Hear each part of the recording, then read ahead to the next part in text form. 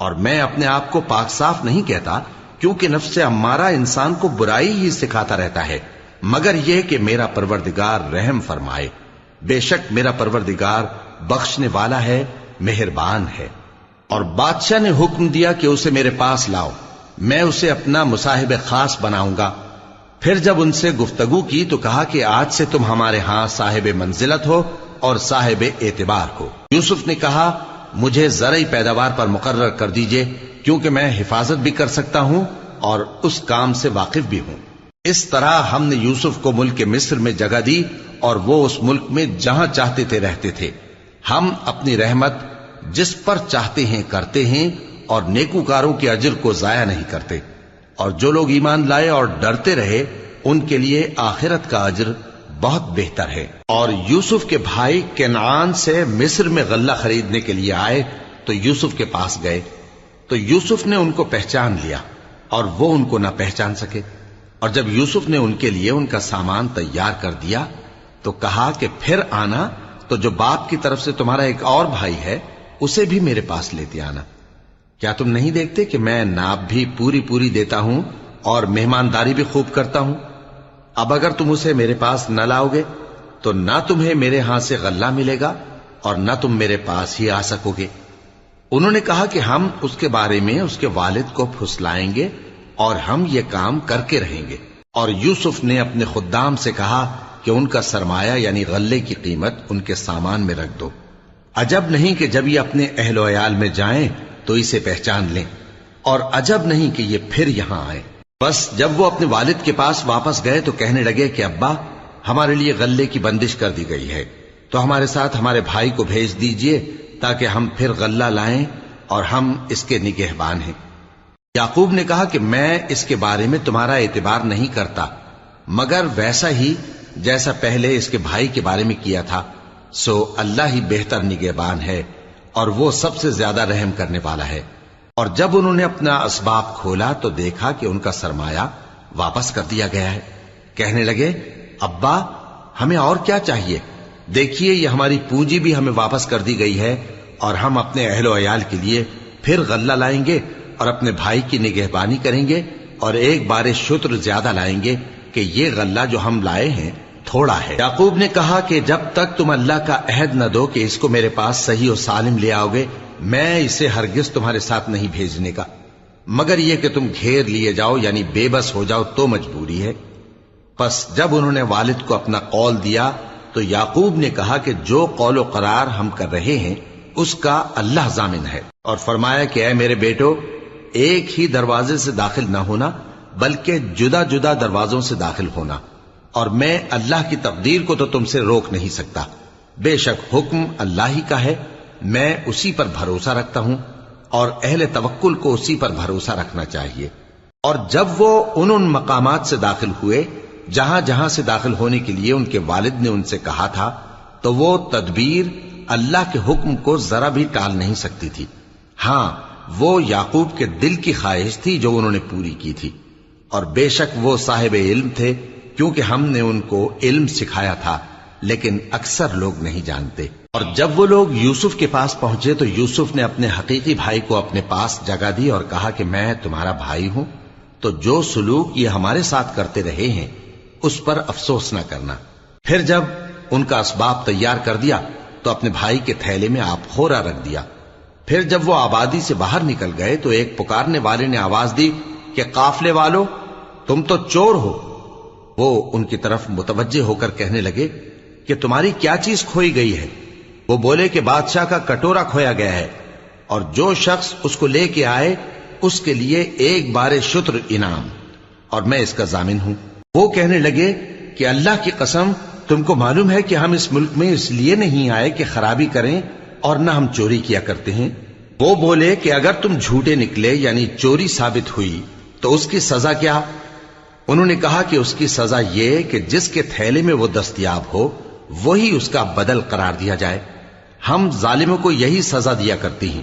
پھر یوسف نے اپنے بھائی کے تھیلے سے پہلے ان کے تھیلوں کو دیکھنا شروع کیا، پھر اپنے بھائی کے تھیلے میں سے اس کو نکال لیا۔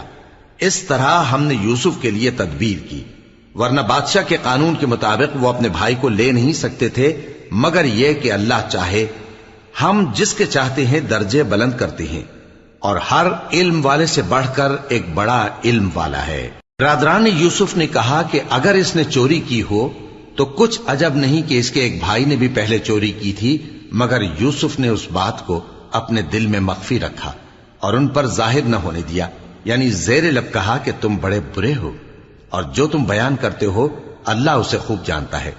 وہ کہنے لگے کہ اے عزیز، اس کے والد بہت بوڑھے ہیں اور اس سے بہت محبت رکھتے ہیں، تو اس کو چھوڑ دیجئے اور اس کی جگہ ہم میں سے کسی کو رکھ لیجئے، ہم دیکھتے ہیں کہ آپ احسان کرنے والے ہیں۔ یوسف نے کہا کہ اللہ پناہ میں رکھے کہ جس شخص کے پاس ہم نے اپنی چیز پائی ہے اس کے سوا کسی اور کو پکڑ لیں، ایسا کریں تو ہم بڑے بے انصاف ہیں۔ آخر جب وہ اس سے نا امید ہو گئے تو الگ ہو کر صلاح کرنے لگے۔ سب سے بڑے نے کہا، کیا تم نہیں جانتے کہ تمہارے والد نے تم سے اللہ کا عہد لیا ہے اور اس سے پہلے بھی تم یوسف کے بارے میں قصور کر چکے ہو؟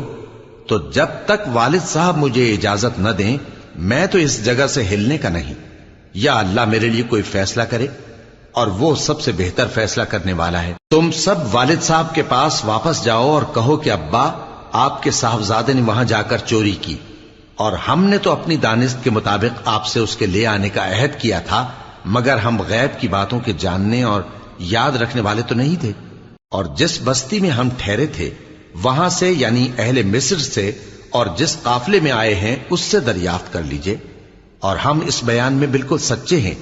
جب انہوں نے یہ بات یعقوب سے آ کر کہی تو انہوں نے کہا کہ حقیقت یوں نہیں ہے، بلکہ یہ بات تم نے اپنے دل سے بنا لی ہے، تو صبر ہی بہتر ہے۔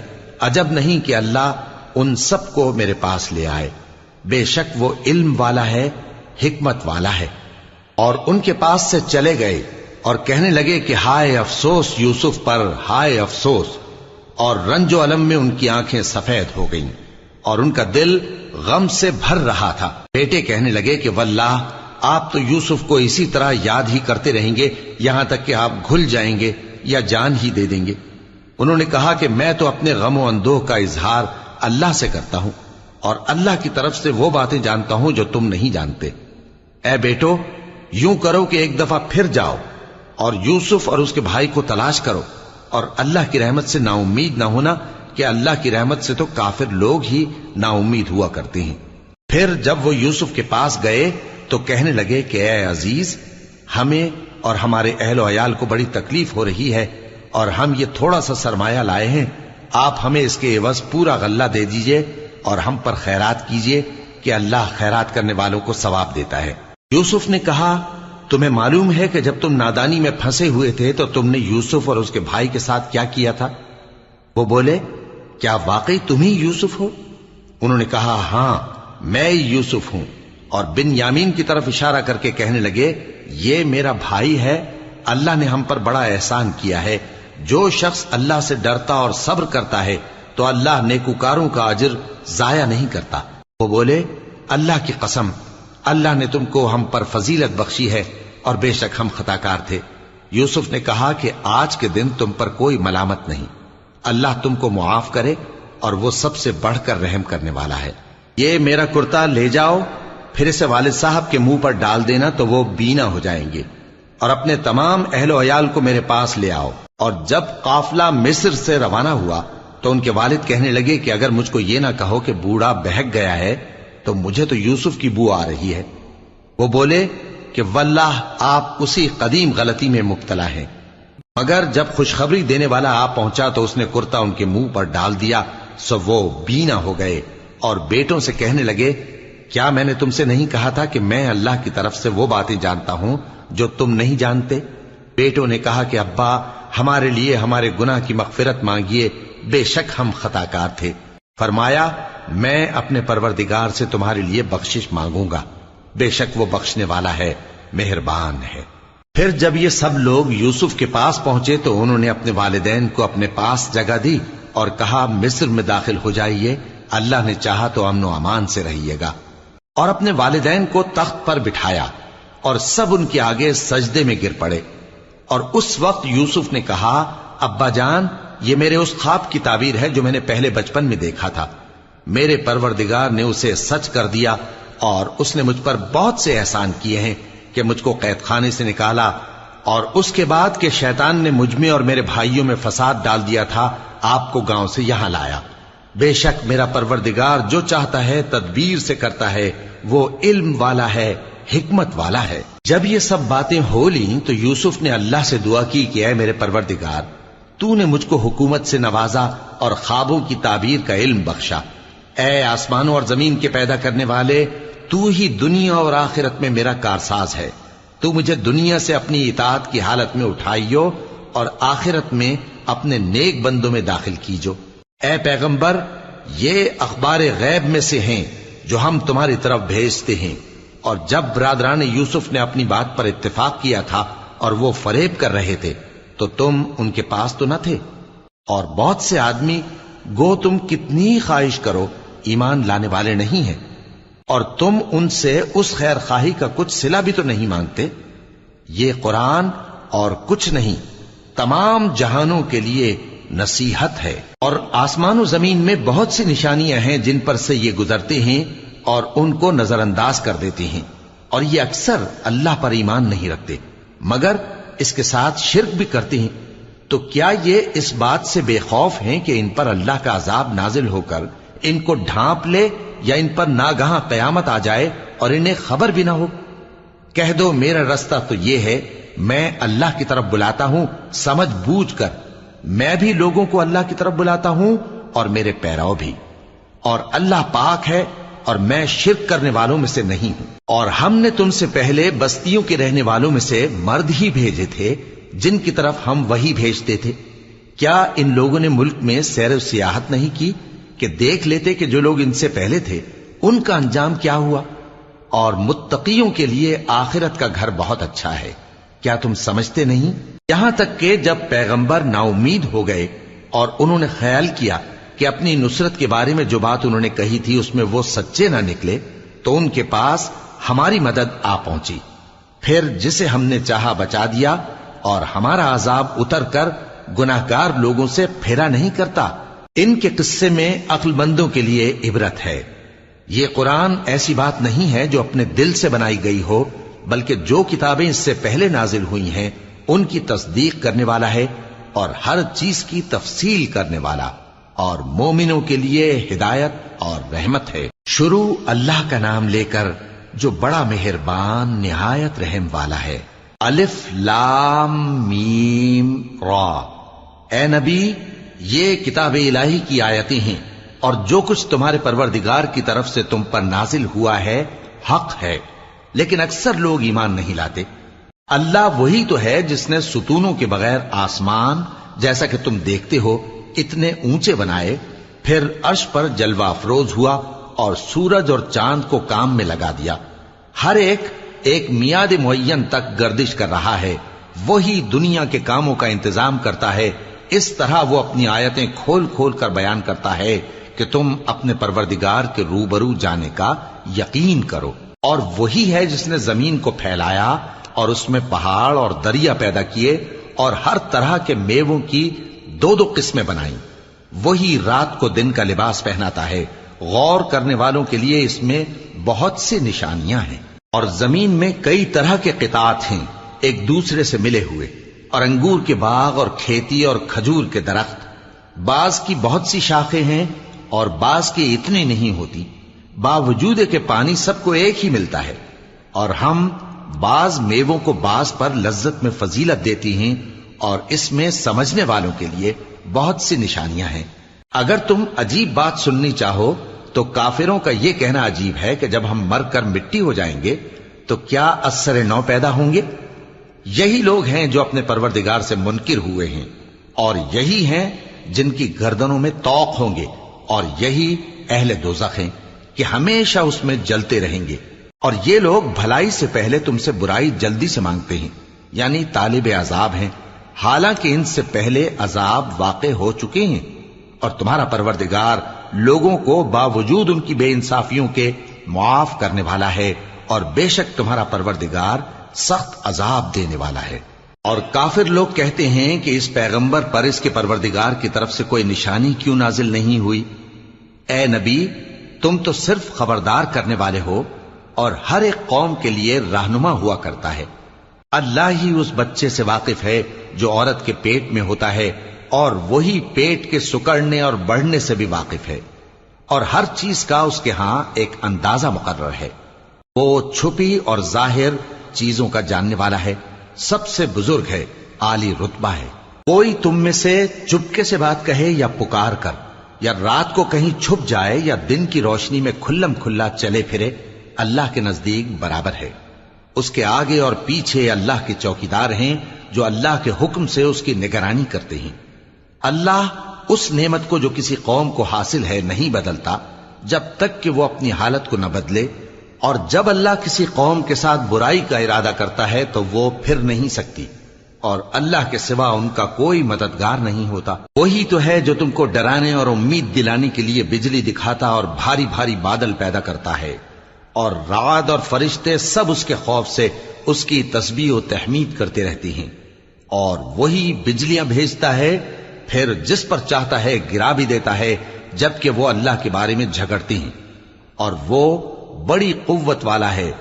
کام کا پکارنا تو اسی کا ہے، اور جن کو یہ لوگ اس کے سوا پکارتے ہیں وہ ان کی پکار کو کسی طرح قبول نہیں کرتے، مگر اس شخص کی طرح جو اپنے دونوں ہاتھ پانی کی طرف پھیلا دے تاکہ دور ہی سے اس کے منہ تک آ پہنچے، حالانکہ وہ اس تک کبھی بھی نہیں آ سکتا۔ اور اسی طرح کافروں کی پکار بیکار ہے۔ اور جتنی مخلوقات آسمانوں اور زمین میں ہے، خوشی سے یا ناخوشی سے اللہ کے آگے سجدہ کرتی ہے، اور ان کے سائے بھی صبح و شام سجدے کرتے ہیں۔ ان سے پوچھو کہ آسمانوں اور زمین کا پروردگار کون ہے؟ تم ہی کہہ دو کہ اللہ۔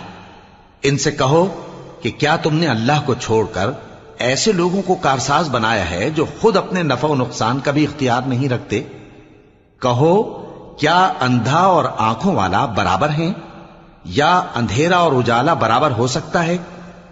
بھلا ان لوگوں نے جن کو اللہ کا شریک مقرر کیا ہے، کیا انہوں نے اللہ کسی مخلوقات پیدا کی ہے جس کے سبب ان کے لیے مخلوقات مشتبہ ہو گئی ہے؟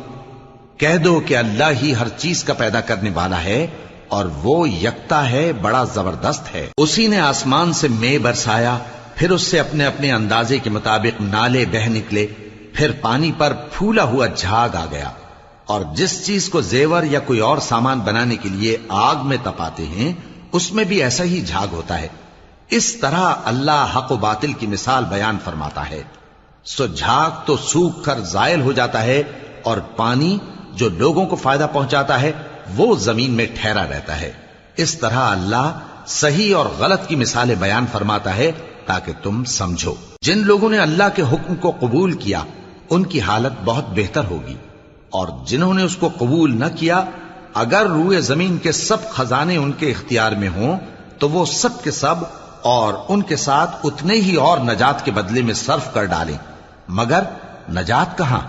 ایسے لوگوں کا حساب بھی برا ہوگا، اور ان کا ٹھکانہ بھی دوزخ ہے، اور وہ بری جگہ ہے۔ بھلا جو شخص یہ جانتا ہے کہ جو کچھ تمہارے پروردگار کی طرف سے تم پر نازل ہوا ہے حق ہے، وہ اس شخص کی طرح ہے جو اندھا ہے؟ اور سمجھتے تو وہی ہیں جو عقل مند ہیں، جو اللہ کے عہد کو پورا کرتے ہیں اور قول و قرار کو نہیں توڑتے، اور جن رشتوں کے جوڑے رکھنے کا اللہ نے حکم دیا ان کو جوڑے رکھتے، اور اپنے پروردگار سے ڈرتے رہتے اور برے حساب سے خوف رکھتے ہیں۔ اور جو اپنے پروردگار کی خوشنودی حاصل کرنے کے لیے مصائب پر صبر کرتے ہیں اور نماز پڑھتے ہیں، اور جو مال ہم نے ان کو دیا ہے اس میں سے پوشیدہ اور ظاہر خرچ کرتے ہیں، اور نیکی سے برائی کو دور کرتے ہیں، یہی لوگ ہیں جن کے لیے عاقبت کا گھر ہے، یعنی ہمیشہ رہنے کے باغات جن میں وہ داخل ہوں گے، اور ان کے باپ دادوں اور بیویوں اور اولاد میں سے جو نیکوکار ہوں گے وہ بھی بہشت میں جائیں گے، اور فرشتے بہشت کے ہر ایک دروازے سے ان کے پاس آئیں گے اور کہیں گے تم پر سلام ہو، یہ تمہاری ثابت قدمی کا بدلہ ہے، اور عاقبت کا گھر خوب گھر ہے۔ اور جو لوگ اللہ سے پختہ عہد کر کے اس کو توڑ ڈالتے اور جن رشتوں کے جوڑے رکھنے کا اللہ نے حکم دیا ہے ان کو قطع کر دیتے اور ملک میں فساد کرتے ہیں، ایسوں پر لعنت ہے اور ان کے لیے برا انجام ہے۔ اللہ جس کا چاہتا ہے رزق فراخ کر دیتا ہے اور جس کا چاہتا ہے تنگ کر دیتا ہے۔ اور کافر لوگ دنیا کی زندگی پر خوش ہو رہے ہیں، اور دنیا کی زندگی آخرت کے مقابلے میں بہت تھوڑا سامان ہے۔ اور کافر کہتے ہیں کہ اس پیغمبر پر اس کے پروردگار کی طرف سے کوئی نشانی کیوں نازل نہیں ہوئی؟ کہہ دو کہ اللہ جسے چاہتا ہے گمراہ کرتا ہے، اور جو اس کی طرف رجوع ہوتا ہے اس کو اپنی طرف کا رستہ دکھاتا ہے، یعنی ان کو جو ایمان لاتے اور جن کے دل اللہ کی یاد سے آرام پاتے ہیں ان کو۔ اور سن رکھو کہ اللہ کی یاد سے ہی دل آرام پاتے ہیں۔ جو لوگ ایمان لائے اور عمل نیک کیے ان کے لیے خوشحالی اور عمدہ ٹھکانہ ہے۔ جس طرح ہم پہلے پیغمبر بھیجتے رہے ہیں اسی طرح اے نبی ہم نے تم کو اس امت میں جس سے پہلے بہت سی امتیں گزر چکی ہیں بھیجا ہے، تاکہ تم ان کو وہ کتاب جو ہم نے تمہاری طرف بھیجی ہے پڑھ کر سنا دو۔ اور یہ لوگ رحمان کو نہیں مانتے۔ کہہ دو وہی تو میرا پروردگار ہے، اس کے سوا کوئی معبود نہیں، میں اسی پر بھروسہ رکھتا ہوں اور اسی کی طرف رجوع کرتا ہوں۔ اور اگر کوئی قرآن ایسا ہوتا کہ اس کی تاثیر سے پہاڑ چل پڑتے یا زمین پھٹ جاتی یا مردوں سے کلام کر سکتے تو کیا یہ لوگ ایمان لے آتے؟ بات یہ ہے کہ سب باتیں اللہ کے اختیار میں ہیں، تو کیا مومنوں کو اس سے اطمینان نہیں ہوا کہ اگر اللہ چاہتا تو سب لوگوں کو ہدایت کے رستے پر چلا دیتا؟ اور کافروں پر ہمیشہ ان کے اعمال کے بدلے آفت آتی رہے گی یا ان کے مکانات کے قریب نازل ہوتی رہے گی یہاں تک کہ اللہ کا وعدہ آ پہنچے۔ بے شک اللہ وعدہ خلاف نہیں کرتا۔ اور تم سے پہلے بھی رسولوں کے ساتھ تمسخر ہوتے رہے ہیں، تو میں نے کافروں کو مہلت دی، پھر میں نے ان کو پکڑ لیا، سو دیکھ لو کہ میرا عذاب کیسا رہا۔ تو کیا وہ جو ہر شخص کے اعمال کا نگراں و نگہبان ہے وہ بتوں کی طرح بے علم و بے خبر ہو سکتا ہے؟ اور ان لوگوں نے اللہ کے شریک مقرر کر رکھے ہیں۔ ان سے کہو کہ ذرا ان کے نام تو لو۔ کیا تم اسے ایسی چیزیں بتاتے ہو جو روئے زمین پر ہیں اور اسے معلوم نہیں، یا تم لوگ محض سطحی بات کی تقلید کرتے ہو؟ اصل یہ ہے کہ کافروں کو ان کے فریب خوبصورت معلوم ہوتے ہیں اور وہ ہدایت کے رستے سے روک لیے گئے ہیں، اور جسے اللہ گمراہ رہنے دے اسے کوئی ہدایت کرنے والا نہیں۔ ان کو دنیا کی زندگی میں بھی عذاب ہے اور آخرت کا عذاب تو بہت ہی سخت ہے، اور ان کو اللہ کے عذاب سے کوئی بھی بچانے والا نہیں۔ جس جنت کا پرہیزگاروں سے وعدہ کیا گیا ہے اس کی شان یہ ہے کہ اس کے نیچے نہریں بہ رہی ہیں، اس کے پھل ہمیشہ باقی رہنے والے ہیں اور اس کے سائے بھی۔ یہ ان لوگوں کا انجام ہے جو متقی ہیں، اور کافروں کا انجام دوزخ ہے۔ اور جن لوگوں کو ہم نے کتاب دی ہے وہ اس کتاب سے جو تم پر نازل ہوئی ہے خوش ہوتی ہیں، اور بعض فرقے اس کی بعض باتیں نہیں بھی مانتے۔ کہہ دو کہ مجھ کو یہی حکم ہوا ہے کہ اللہ ہی کی عبادت کروں اور اس کے ساتھ کسی کو شریک نہ بناؤں، میں اسی کی طرف بلاتا ہوں اور اسی کی طرف مجھے لوٹنا ہے۔ اور اسی طرح ہم نے اس قرآن کو عربی زبان کا فرمان بنا کر نازل کیا ہے، اور اگر تم علم آ جانے کے بعد ان لوگوں کی خواہشوں کے پیچھے چلو گے تو اللہ کے سامنے کوئی نہ تمہارا مددگار ہوگا اور نہ کوئی بچانے والا۔ اور اے نبی ہم نے تم سے پہلے بھی پیغمبر بھیجے تھے اور ان کو بیویاں اور اولاد بھی دی تھیں، اور کسی پیغمبر کے اختیار کی بات نہ تھی کہ اللہ کے حکم کے بغیر کوئی نشانی لے آتا۔ ہر حکم قضا کتاب میں لکھا ہوا ہے۔ اللہ جس چیز کو چاہتا ہے مٹا دیتا ہے اور جس کو چاہتا ہے باقی رکھتا ہے، اور اسی کے پاس اصل کتاب ہے۔ اور اگر ہم کوئی عذاب جس کا ان لوگوں سے وعدہ کرتے ہیں تمہیں دکھائیں، یعنی تمہارے روبرو ان پر نازل کریں، یا تمہاری مدت حیات پوری کر دیں، یعنی تمہارے انتقال کے بعد عذاب بھیجیں، تو تمہارا کام ہمارے احکام کا پہنچا دینا ہے اور ہمارا کام حساب لینا ہے۔ کیا انہوں نے نہیں دیکھا کہ ہم زمین کو اس کے کناروں سے گھٹاتے چلے آ رہے ہیں؟ اور اللہ جیسا چاہتا ہے حکم کرتا ہے، کوئی اس کے حکم کا رد کرنے والا نہیں، اور وہ جلد حساب لینے والا ہے۔ جو لوگ ان سے پہلے تھے وہ بھی بہتیری تدبیریں کرتے رہے ہیں، سو تدبیر تو سب اللہ ہی کی ہوتی ہے۔ ہر شخص جو کچھ کر رہا ہے اللہ اسے جانتا ہے، اور کافر جلد معلوم کر لیں گے کہ آخرت میں اچھا انجام کس کے لیے ہوتا ہے۔ اور کافر لوگ کہتے ہیں کہ تم پیغمبر نہیں ہو۔ کہہ دو کہ میرے اور تمہارے درمیان اللہ اور وہ شخص جس کے پاس کتاب آسمانی کا علم ہے بطور گواہ کافی ہے۔ شروع اللہ کا نام لے کر جو بڑا مہربان نہایت رحم والا ہے۔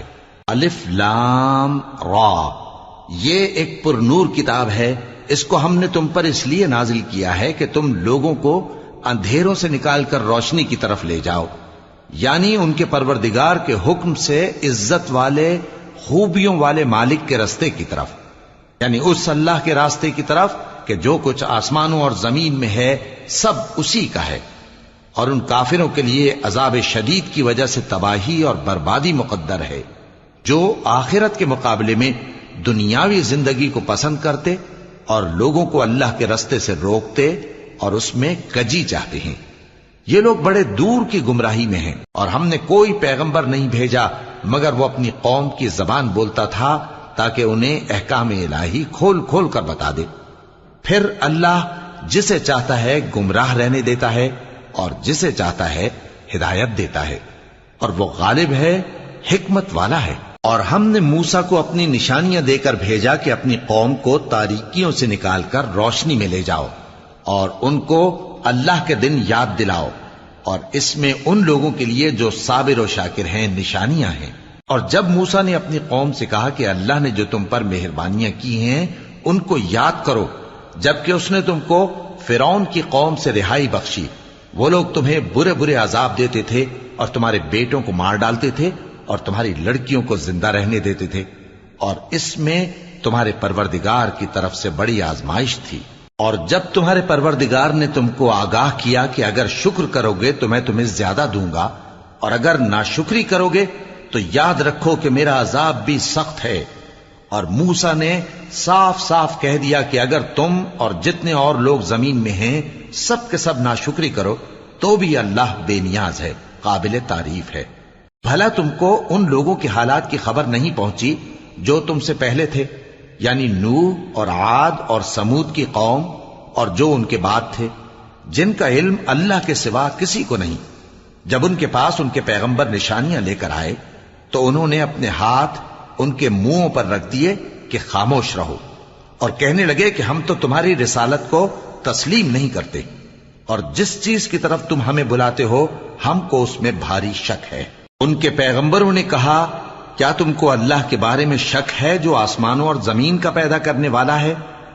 وہ تمہیں اس لیے بلاتا ہے کہ تمہارے گناہ بخشے اور ایک مدت مقرر تک تم کو مہلت دے۔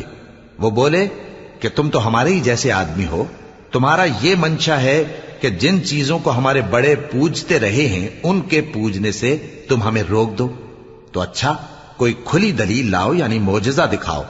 پیغمبروں نے ان سے کہا کہ ہاں ہم تمہارے ہی جیسے آدمی ہیں، لیکن اللہ اپنے بندوں میں سے جس پر چاہتا ہے نبوت کا احسان کرتا ہے، اور ہمارے اختیار کی بات نہیں کہ ہم اللہ کے حکم کے بغیر تم کو تمہاری فرمائش کے مطابق معجزہ دکھائیں، اور اللہ ہی پر مومنوں کو تو بھروسہ رکھنا چاہیے۔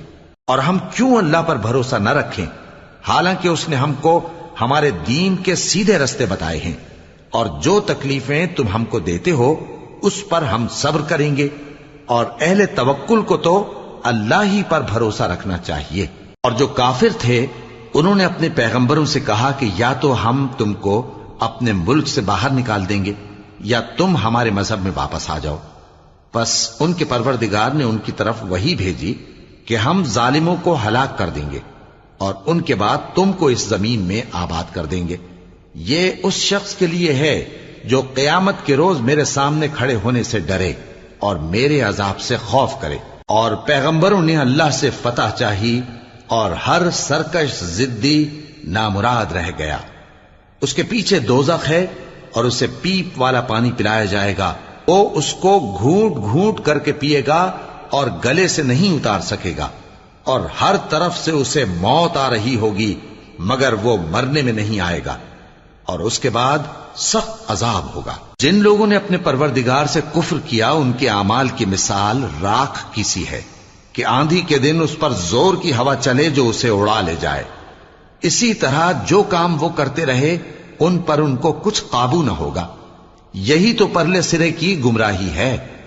کیا تم نے نہیں دیکھا کہ اللہ نے آسمانوں اور زمین کو تدبیر سے پیدا کیا ہے؟